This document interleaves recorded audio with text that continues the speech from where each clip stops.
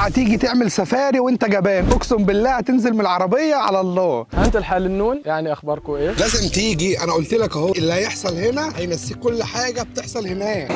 والله فيديو النهارده من السفاري بواحد سيوه. الناس بتسافر بره تدفع ارقام كبيره عشان تعمل رحلات سفاري، انت هنا هتعملها بتكلفه بسيطه. رحله مجنونه لازم تعملها معانا. كل الناس في العربيه كله قال كل الادعيه اللي ممكن يفتكرها، فانت لازم تيجي تعمل الرحله دي.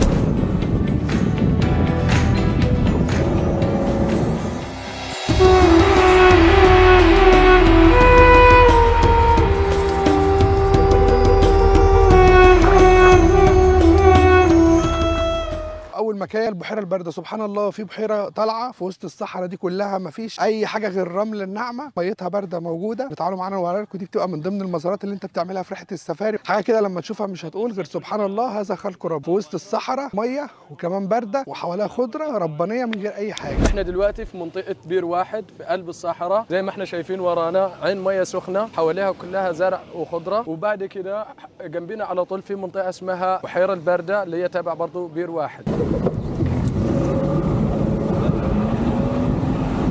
حاجه من الحاجات لازم تعملها وانت في السفاري، انك انت بتيجي تبقى فوق الجبل في قمه عاليه بتشاهد الغروب، منظر كده الشمس بتبقى هاديه. اخر حاجه واحنا بنعملها واحنا في السفاري ان احنا بنعمل ساند بوردنج من الجبل.